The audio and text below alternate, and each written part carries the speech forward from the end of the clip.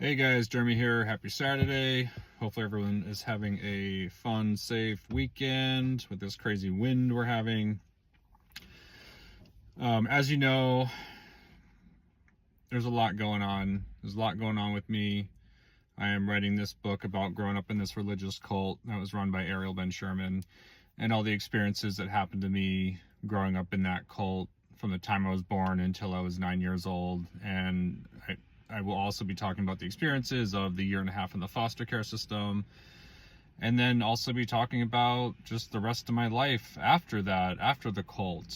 And there's just a lot of things that have been coming up for me around all of this, just diving deep back into my memories and just all the thought processes that I went through growing up in that religious cult, and then after the cult, and just all the struggles that I've gone through most of my life.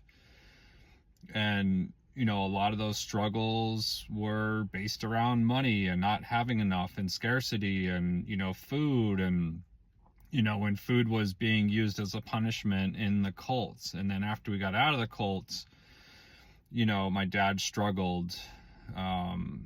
Briefly after we got out, my dad had a really good job. He was a foreman. He was a boss of like 40 other people.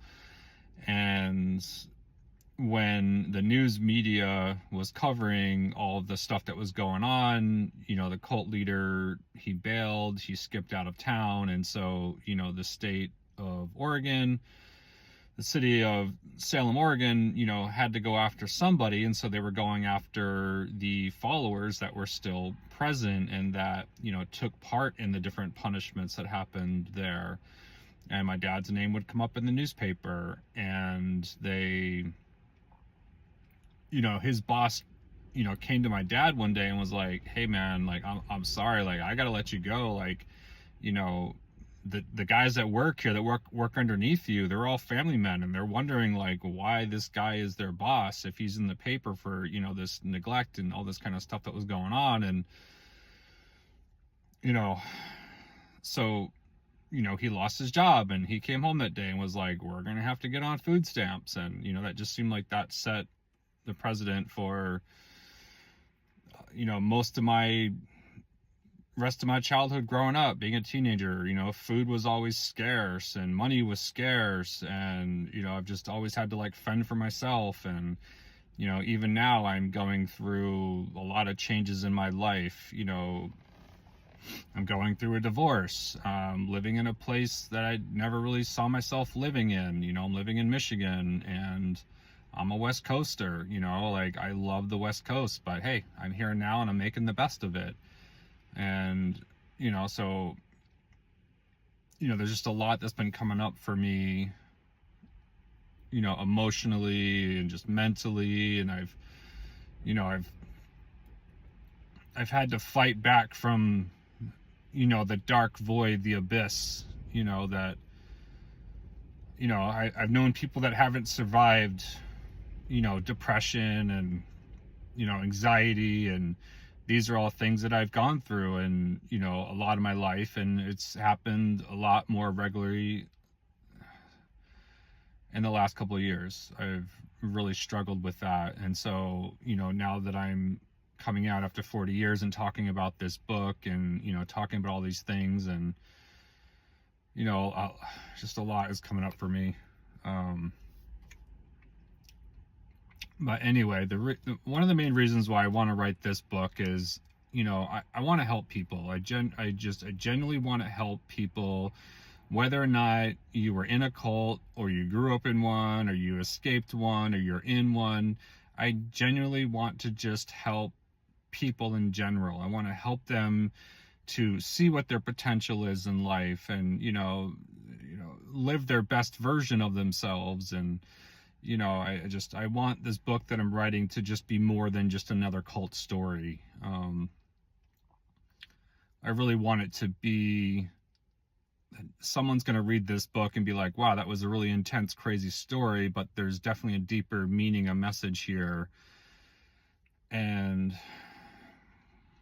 so, yeah, I mean, I think we can all, as human beings, we all want the best for each other. At the end of the day, we all want to be loved and give love and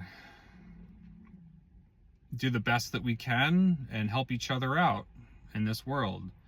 And I know there's just a lot of crazy stuff that's going on in the world right now. And I think the best thing that we can do, the people that really want to make a difference, the people that really want to get out there and make a difference in this world, is just, just talk about your experiences and talk to each other and see how you can help each other out. We really got to lean on each other, and like, let's just do better. Let's do better than what's going on currently. I know that we can do better. And, the way that I know that I can help people is just posting my videos, talking about the things that I, find important in my life. And, I'm also starting a podcast called More Inside. So you'll see me wearing this shirt a lot, the different versions of it. And that podcast will be me interviewing people that I've met over the last 40, 50 years of my life that have left a really lasting impression on me, and interviewing them about their life and their stories, because we all have more inside,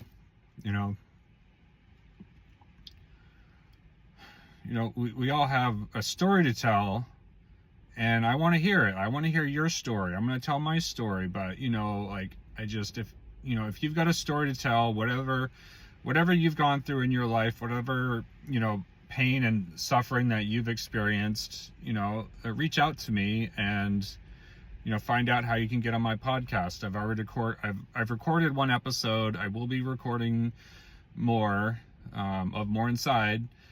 Some of the episodes will be based around my experiences growing up in the cult. I plan on having some of my siblings on, and my dad, and some of the other, maybe the parents, if they want to talk about it. And, obviously they're all grown up now, but when I refer to us as the kids in the cult who grew up or were born in the cult, I want to have you on my podcast as well. I want to hear about your perception, your experiences, your thought process, because we all experienced it completely different.